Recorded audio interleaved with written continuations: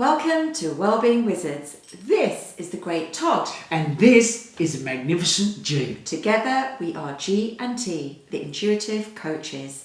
Join us as we share inspiring stories of hope, transformation and healing through one of the most unprecedented times in history as we help you navigate your path to well-being. Wow, that sounds awesome, G.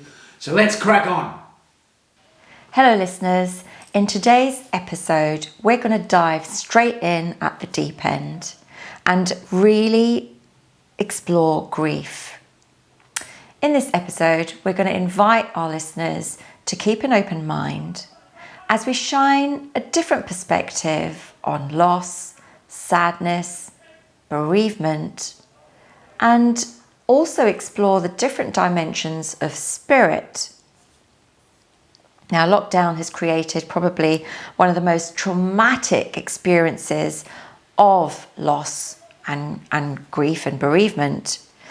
Many of us are still dealing with grief and sadness and loss, but when these emotions are unprocessed, they transform into deeper muscle memories, such as silent depression, low mood, fatigue, or a loss of purpose and joy.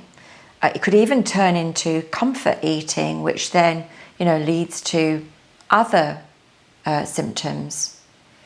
From a guy's perspective, Todd?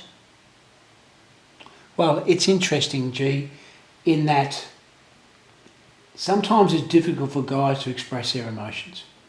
Whether you're told when you're growing up, okay, we don't express our emotions, we don't cry, that sort of thing. Now, it's taken me a lot to unpack personal loss and grief over, many years. And I think that's a challenge that we find, and we need to find ways of coping. And sometimes we just don't cope well with it at all, and that just sits. And as G pointed out there, it just sits and sits and sits and sits. And we definitely need a way of addressing that to shift that energy into a more positive state. And we've both had personal experiences of loss and grief. And I think one thing that's brought this up to my attention is only yesterday my family and I honoured some of the spirits that have departed over the past 18 months from our circle. And it was quite a deep emotional release yesterday, noticing all the vacant spots or the vacant spaces in our lives. And I think that's really hard to process. And some of the examples we've seen through our clinics, Todd, I'm sure that you'll share with us, is a grieving woman who's lost her son and really couldn't process the emptiness that's left behind. But after some sessions of intuitive coaching, she's now back into that flow of life. Another one I can recall is a daughter who lost her father after a routine operation. And I think what was hard for her to process is that she couldn't say goodbye. He was in hospital, his wife was with him, but the children have suffered. Carers traumatized by images of loss, as a lot of in the caring profession, ambulances arrive with these alien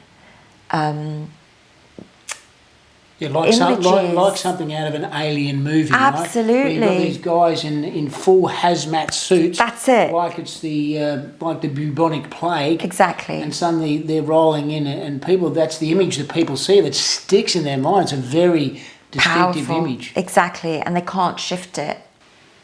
So let's talk about hospitals and those visions that the people have in these particular extreme circumstances, I would call them, where a grieving mother, the father's in hospital, all sorts of tubes going on, and the mother's allowed in to see the husband, who's in an extreme situation, but the kids aren't allowed in. Yeah. So in this example, they're sitting in the car. How do you deal with that type of grief when you've got no opportunity to say goodbye? And even though there might be an example where, okay, here's an iPad, you can speak to your daughters over the iPad. It's not the same as a physical touch, a physical connection. Yeah. I know what that's like to see a family member pass away, and have that physical connection when they passed away. It makes, to me, it made a significant difference. Yeah. Right, and I think it lessened the stress and the anxiety that one would go through being in that type of circumstances. Absolutely. We were quite fortunate. That just brings me to, last year when my grandma passed away, we were quite fortunate to get her back home. So she passed away peacefully, surrounded by her family, which was extraordinary for a 99-year-old woman, a very wise lady. But these are the stories that we're having, that are being presented to us. Another interesting scenario, Todd, that I've come across is that the loss during lockdown has really triggered unresolved emotions of perhaps past loss. And I can think of quite a number of examples. Interestingly, a lot of guys are coming through the doors with these, where they haven't processed past loss, and I suppose before they've been able to, when we have some sort of loss, they're able to go back into work or escape from it in one way or another. But what lockdowns created is a situation where there's nowhere to run to, there's nowhere to go, and they're having to sit and face and heal these wounds that have resurfaced. I don't know whether you've had similar accounts. Yeah, I've had similar accounts, and it's obviously extremely challenging, right? Because you're seeing all these images throughout the media every day of, people passing away or people dying. I recognise that people pass away every day. It's a natural part of life. But seeing those images in the media has brought up, past, family members that have passed away. Yeah. And what that feeling of loss meant has sort of come back into the future at this point in time and hit them square in the face, right? And the other challenge with lockdown, you had some outlets previously. Yeah. So if you had extreme stress or grief and you thought, okay, how am I going to relieve that stress? Okay, I can go to the gym, I can relieve that stress. I can go to a group and I can share my information in a one-to-one type relationship or a group relationship with the benefit of the group. But when lockdown came in and the policies that came around that, then created like you say, a spotlight on the individual. Yeah. Now you're dealing with that spotlight. And okay, there was some things that happened as part of that to bring some connection back in to sort of alleviate that process. And thankfully our clinics help with that process. But it's been super challenging all the way through for people to deal with that and recognise that. And now you're effectively alone. If you've got some family members to support you, great. But if you're a single parent, or if you're divorced, when you're dealing with that yourself from your previous family member that passed away, it really becomes a super challenging circumstances. Then you talk about the symptoms as a result of that, comfort eating. The thing you can do is you can go to the fridge and get some food out of the fridge to make it feel better for a period of time for the food that gives you that comfort. But as a result of that, you then put on weight. Yeah. And then you have all physical health conditions that happen as a result of that. Yeah. So it's a cascading effect, and trying to get people back has been, super challenging. Yeah. That's an interesting point, Todd, because even if we're looking at the work that we're doing as coaches, processing all of these stories and this information that comes to us, we are acting as vehicles to allow that energy to transition. And I suppose it comes down to also our personal beliefs. So for myself, I know that culturally we're of the mindset that, the physical abode houses the spirit. So we're here to experience life for a certain time. One certainty as we enter this earth plane is that we all have an exit strategy, as painful and as traumatic as it may be for the ones that are left behind. The spirit has actually entered its fifth dimension, or its 14th, or plane, which is back into the elements of nature, back into its true source, and be that the ocean waves, or be that the light that shines from the heavens above. We still have the ability to connect with that invisible, tangible life force at any given moment. The only thing that's missing is its physical presence. And again, I think that comes back down to heart, how we've embraced those memories within our hearts to keep that love alive for the ones that we've lost. Yeah, it's an extremely important point there, G.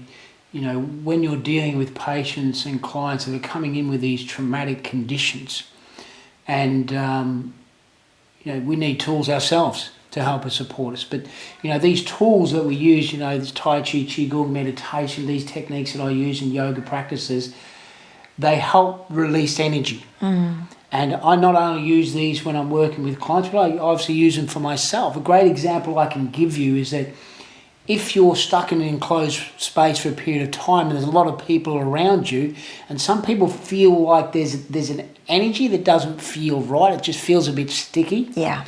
And not until you create space do you feel more comfortable. And that's really what we're talking about here, the mental, physical, spiritual and emotional energy fields that are within and around the body. Yeah. And utilising tools to clear that energy is a very important part of not only the client or the patient, but also for the coaches as well, because you can take on a lot of energy. And you listen to these stories that the people have, it can be very challenging at times. Yeah. But we recognise that, we're being healed, they're being healed as well at the same time. Absolutely. So it's a powerful process of healing happening between, two individuals, and that then resonates and ripples out. Yeah. I often tell our clients when they visit that, we are soundboards, and we're here just to hold the space and allow them permission to just to convey the emotions that they're holding within. And often, we act as echoes to heal those wounds that they're sharing with us. Often I feel very privileged to be in that space and facilitate that transformation for these individuals that arrive. So why don't we move on to some of the practical kind of naturopathic tips and processes that have helped people undo some of this duress that they're under. Would you like to start, Todd? So, G, a couple of things that I recommend to clients to help them through this process. One is, it's a book called Dying to Be Me by Anita Morgiani. And she had a near-death experience. She was lying in her hospital bed, virtually on the last legs of what her life was. And this near-death experience sort of showed a transition to another place and another spirit. And I use that as an example to show to people that there's another place. potentially another place. And you may not have the belief here, and sometimes it doesn't matter. You know, it's really just about having a think about the situation differently and recognising that when people in traumatic experiences and they're lying on the hospital bed, or that they've come home from the hospital and they're going through the last phases, to recognise there's a beautiful place waiting for them, I think is a powerful tool to have in your toolbox. Absolutely. And to recognise that sometimes when you're in such a critical condition at end of life, to say that the suffering's now going to end, I think is a powerful tool to say that, you know, the body's now breaking down, if you like, and the spirit's then transitioning. The other analogy that I like to give is, if you've ever played Monopoly, the game before, where you take everything out of the box, you buy some houses, you then buy some hotels, you travel around the board, if you like, you know, visiting different places, experiencing different experiences. You might even go to jail, but you'll still collect 200 once you come out of jail. Absolutely. But what happens at the end of the game is that everything goes back into the box. And I think that's a powerful analogy for life. And you were talking earlier, G, about an exit strategy. You know, we come into this world as spirit, as individual, and then we leave as spirit, as individual, but we take with us all these amazing memories that we've had through our lives. And that's part of the process of understanding grief from a different perspective, that it's not the end, it's a transition. Absolutely. And I think that's a powerful message that I want to get across when I'm working with patients and clients. It's a transitional process. I know, G, that you've got some specific tools for helping with understanding that transitional process. Would you like to elaborate for our viewers and listeners? Well, Todd, I like to invite individuals to have a conversation with spirit, because if we're looking at it on energetic terms, as you've mentioned, it's just a transition. So for example, slightly off the wall, but I like off the wall things, G. Stay with me, okay? If we imagine that our true source is light and we're returning to the light, then it's just the physical abode that we're exiting. And we all have our exit strategies, as I've said. Now more than ever, I remember some discourses that we attended when we were young children. And our spiritual master at that time, back in the 70s this was, would have conversations about 2020. Obviously this is in my own language, but I'm going to translate it for you. And he would say that come 2020, there'd be nowhere to go, there'd be nothing to do. Wherever you are, be still and attend to your meditation, because that's going to be the greatest medication that you can utilize as a healing source.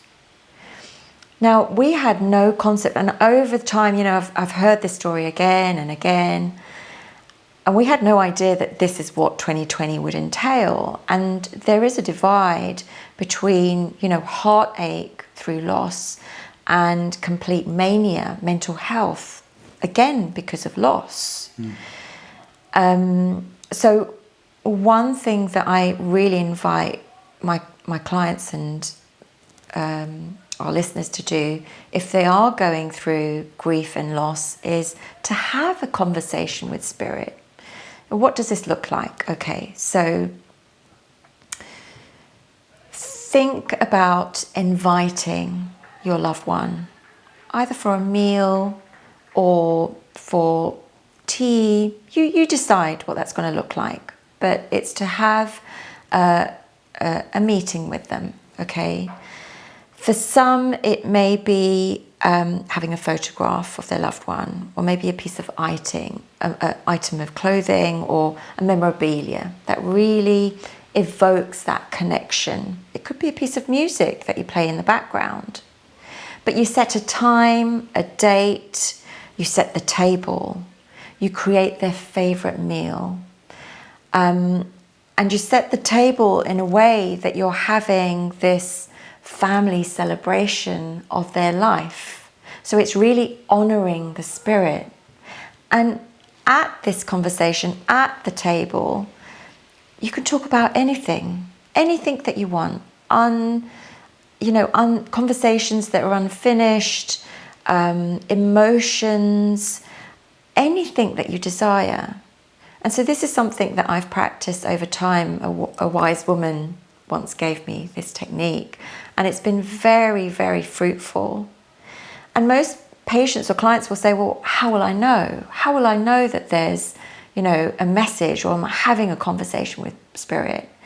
And as you touched on that inner knowingness, you'll know. There'll be a sign, there'll be a signal.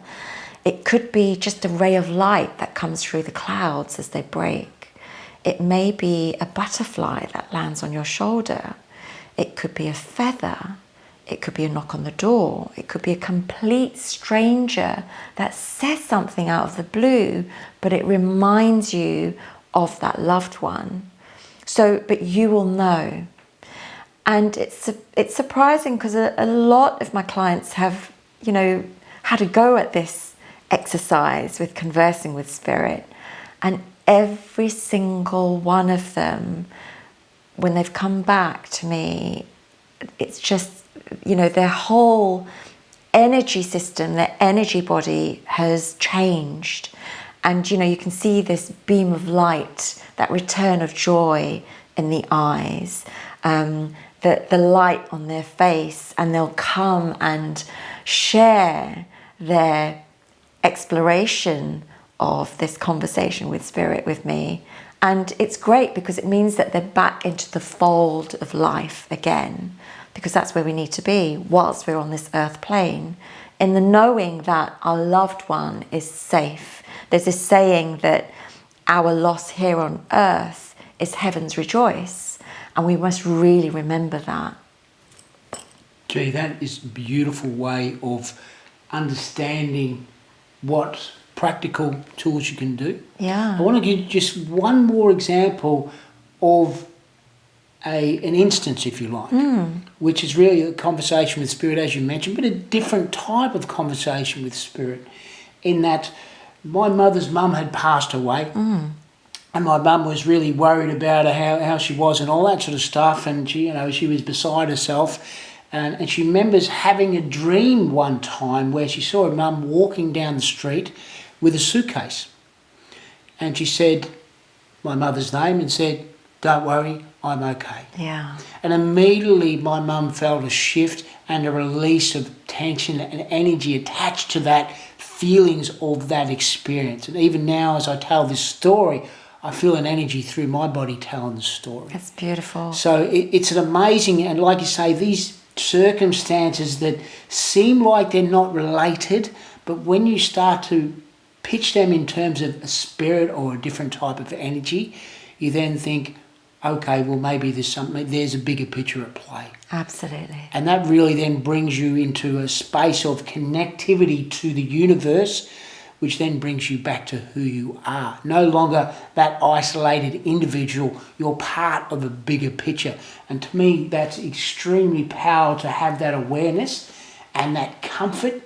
And the other thing I just want to mention is meditation is a powerful practice. Yeah. Very powerful practice. The challenge with meditation is being able to sit still.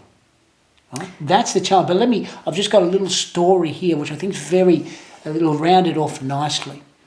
There's a little story of a Buddhist monk, and he's had his granddaughter come to stay with him for a period of time, and he was making a drink for the kids, and he made some apple juice, and he said, "There you go, there's the apple juice." And the little granddaughter said, "Oh, look, it's all cloudy and stuff. I can't drink that. That's not nice at all. I won't. It's awesome." And the monk goes, that's just the apple juice. The apple will settle after a while, be nice and clean. No, I can't eat it.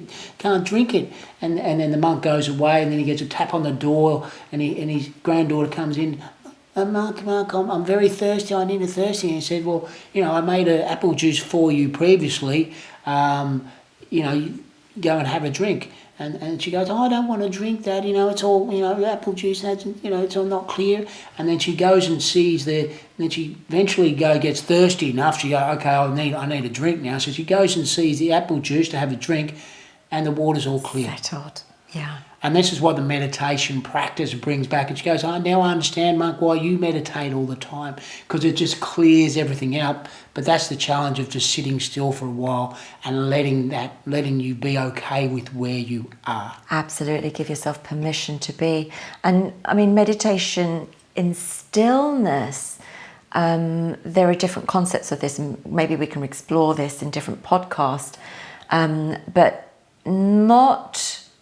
the stillness isn't a remedy for everyone, because No. if you have a lot of thoughts going on inside you, sometimes meditation can be a form of walking therapy. Yeah. So it's movement therapy that becomes your meditation, because that helps to settle the mind and take you into that space of peace and clarity that we want to reconnect with. But that's another story for another day. Definitely another story for another day. So stay tuned for that in the future. One last practical tip is a story that I'd like to share. My grandma taught me a lot of the culinary kind of alchemy. So I always find that when I'm in the kitchen creating, her presence is there with me. And so I'm just going to invite the listeners to perhaps again explore the herbs and the spices to really help shift some of that grief and sadness. And one of the flavors related to dealing with these stuck emotions is actually the pungent flavor. So things like garlic, onions, black cardamom, wasabi, radish, anything that is pungent in nature, the energetic properties of that food or herb has the capacity to shift the energy of the emotion out through the muscle memory and, transform it into its positive aspect or its light aspect. So I'm always looking at emotions as a shadow and light side. So grief into something more creative, so that we are back into the folds of life. So it's something that the listeners may want to experiment with and see how that helps. Fantastic, G. So it's that time. Is it really? Yeah. Has it gone that quickly? Absolutely. Let's wrap it up. So we hope our conversations have resonated with you and perhaps provided a source of comfort, or perhaps an avenue for you to process the emotions of loss and grief. If they have, please do let us know if some of the practical tips have been of use to you. In our next podcast, we're going to continue exploring the conversation about loss, but really look at our sense of purpose, especially for those where we're feeling alone and isolated. Great, G. I think that's going to be a very powerful topic for people to hear about, and we look forward to bringing that. Mm-hmm. So, nothing further to do. I'm going to give you the little outro, which is, if you'd like to leave us a review, you can do so on Apple iTunes or Spotify. If you're watching this video on YouTube, then you place your comments in the comment section below the video. We do look at all the comments and we reply to those. We'd love to hear your stories. And if this is your first time here, hit the like button. If you like the video, click the subscribe button so you get notified when we publish new videos. Nothing more to say except have an awesome day wherever you are in the world. My name is Todd. My name's G. Thank you for listening, and remember, You are the miracle.